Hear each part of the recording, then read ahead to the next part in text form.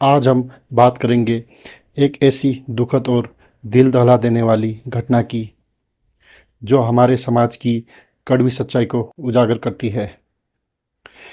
यह कहानी है बेंगलुरु की 27 वर्षीय शिल्पा की, एक सॉफ्टवेयर इंजीनियर जिसने अपनी मेहनत और काबिलियत से इंजीनियरिंग की डिग्री हासिल की और इन्फोसिस जैसे मशहूर कंपनी में नौकरी पाई। लेकिन समाज की जहरीली सोच, रंग भेद और दहेज की लालच ने उसके सपनों को कुचल दिया और उसे उस मोड़ पर लाकर खड़ा कर दिया जहां उसने अपनी जिंदगी को ही खत्म कर लिया। यह कहानी सिर्फ एक परिवार की त्रासदी है, बल्कि हमारे समाज के चेहरे पर एक जोरदार तमाचा है। आइए इस दर्दनाक कहानी को विस्तार से समझते हैं और सवाल उठाते हैं कि आखिर कब तक हमारे बेटियां ऐसी यातनाओं का शिकार होती रहेंगी। शिल्पा एक ऐसी लड़की थी जिसकी आंखों में अनगिनत सपने थे। वह आधुनिक भारत की उस बेटी की मिसाल थी जो अपनी मेहनत और लगन से अपने पैरों पर खड़ी होती है। इंजीनियरिंग की डिग्री, इन्फोसिस में नौकरी, शिल्पा ने वह सब हासिल किया जो एक युवा लड़की के लिए गर्व की बात है। उसे यकीन था कि उसकी शिक्षा और आत्मनिर्भरता उसे समाज की पुरानी और रूढ़िवादी सोच से आज़ादी दिलाएगी। 2.5 साल पहले उसकी शादी परवीन से हुई जो खुद भी एक सॉफ्टवेयर इंजीनियर था। दोनों की जोड़ी देखकर ऐसा लगता था कि एक खुशहाल और प्रगतिशील जिंदगी की शुरुआत है।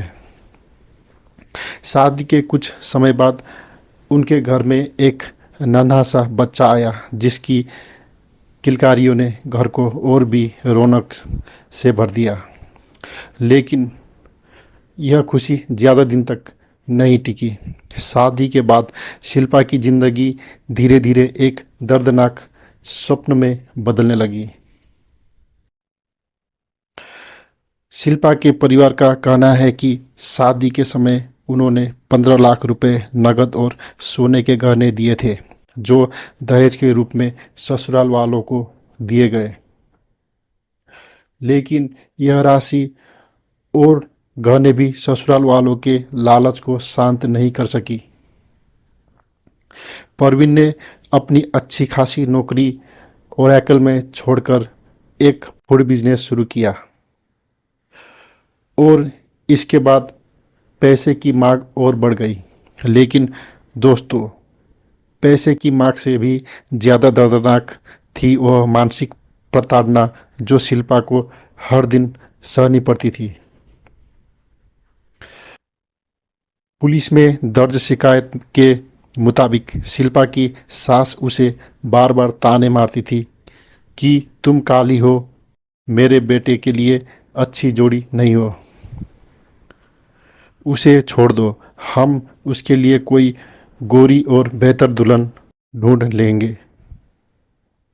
सोचिए, 21वीं सदी में बेंगलुरु जैसे हाईटेक शहर में जहां तकनीक और प्रगति की बातें होती है, वहाँ एक पढ़ी लिखी आत्मनिर्भर महिला को अपने सांवले रंग की वजह से अपमानित होना पड़ रहा था।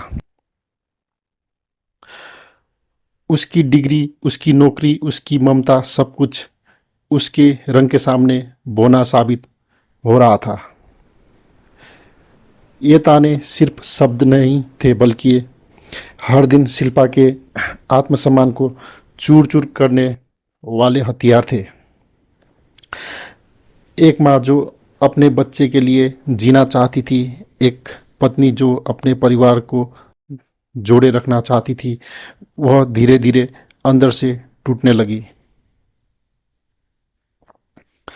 परिवार का कहना है कि दहेज की लगातार मांग और रंग को लेकर दी जाने वाली मानसिक यातनाओं ने शिल्पा को इस कदर तोड़ दिया कि वह इस दर्द को और बर्दाश्त नहीं कर सकी। मंगलवार की रात अपने ही घर में शिल्पा का शव फंदे से लटका हुआ मिला। यह खबर सुनकर हर किसी का दिल दहल गया।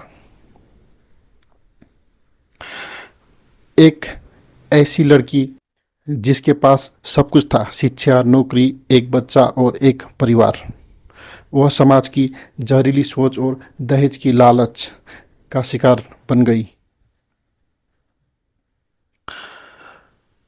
पुलिस ने शिल्पा के परिवार की शिकायत के आधार पर दहेज उत्पीड़न आईपीसी धारा 498A और आत्महत्या के लिए उकसाने आईपीसी की धारा 306 के तहत मामला दर्ज किया है।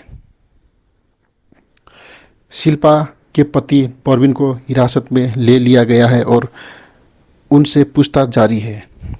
लेकिन क्या यह जांच शिल्पा को वापस ला सकती है? क्या यह उन तानों को मिटा सकती है जो हर दिन उसके दिल को छल्ली करते थे? यह घटना सिर्फ एक आत्महत्या नहीं है, बल्कि हमारे समाज की उस गहरी बीमारी का सबूत है जो आज भी बेटियों को उनके रंग और दहेज के तराजू पर तोला जाता है। शिल्पा की कहानी हमें यह सोचने पर मजबूर करती है कि आखिर हमारा समाज कब बदलेगा।